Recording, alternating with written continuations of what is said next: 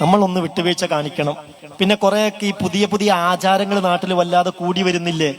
നമ്മളെല്ലാരും വിചാരിച്ചാൽ നമ്മുടെ നാട്ടിലുള്ള അനാചാരങ്ങൾ ഒഴിവാക്കാൻ കഴിയൂലേ? ഇപ്പൊ ഈ മുട്ടായി കൊടുക്കുക എന്നൊക്കെ പറഞ്ഞൊരു സംഗതി, 25,000 ഉറുപ്പ്യയുടെ മുട്ടായി കൊടുത്ത കാരണത്താൽ അത് കുറഞ്ഞു എന്ന് പറഞ്ഞിട്ട് കല്യാണം തെറ്റിപ്പോയി. എന്നോട് തുറക്കാൻ പറയാണ്. എന്താ ഇപ്പൊ അതിന്റെ അവസ്ഥ? 25,000 ഉറുപ്പ്യ മിഠായിയാണിത്, എന്നിട്ട് അതിന് തെറ്റിപ്പോവുക. ഈ മിഠായിയുടെ രൂപത്തിൽ മയ്യത്ത് കട്ടിലിന്റെ രൂപത്തിൽ പോലും മിഠായി ഉണ്ടാക്കിയിട്ട് ലക്ഷങ്ങളുടെ ചോക്ലേറ്റ് ഒക്കെ വാങ്ങി പൊടി പൊടിച്ച് അള്ളാഹിനോട് ഇതിനൊക്കെ മറുപടി പറയേണ്ടി വരൂലേ?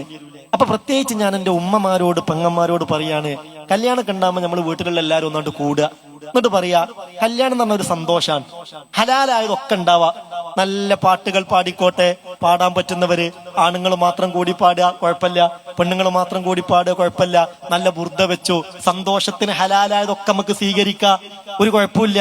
പക്ഷെ അള്ളാഹ്ക്ക് പൊരുത്തല്ലാത്തൊരു സംഗതി ഇതുമായി ബന്ധിച്ചു കഴിഞ്ഞാൽ ബറക്കത്ത് ഉയർന്നു പോകും, പിന്നെ നമുക്ക് റാഹത്ത് കിട്ടൂല. ആളുകൾക്കിടയിൽ പെരുങ്കല്യാണായിരുന്നു എന്ന് പറഞ്ഞാലും മനസ്സിന്റെ സമാധാനം നഷ്ടപ്പെട്ടു പോകും. അതുകൊണ്ട് ഈ മിഠായി കൊടുക്കല്, അങ്ങനെയുള്ള ഒരുപാട് അനാചാരങ്ങൾ ഉണ്ടല്ലോ, അതൊക്കെ ഒന്ന് പരമാവധി കുറച്ച് കൊണ്ടുവരാൻ നമ്മൾ ശ്രമിക്കണം. അള്ളാന്റെ അദാബ് ഇറങ്ങിയിട്ട് പറഞ്ഞിട്ട് കാര്യം ഉണ്ടാവില്ല. ആ നിലയിലാണ് പരീക്ഷണങ്ങൾ വന്നുകൊണ്ടിരിക്കുന്നത്. അടുപ്പിൽ തീ പുകയൂല എന്ന് പറഞ്ഞാൽ അള്ളാഹ് അതിന് കൂടുതൽ നേരൊന്നും വേണ്ട. അള്ളാഹ്ക്ക് ഒരു ദിവസം മതി ലോകം മൊത്തം സ്തംഭിപ്പിക്കാനെന്ന് കൊറോണ നമ്മളെ പഠിപ്പിച്ചതല്ലേ? എന്നതുപോലെ എല്ലാ പ്രശ്നവും ഉണ്ടാവാൻ പ്രിയപ്പെട്ടവരെ നമ്മളെ പ്രവർത്തനങ്ങൾ കാരണമായി പോയാൽ നമ്മൾ കുടുങ്ങിപ്പോകും. അള്ളാഹു കാക്കട്ടെ.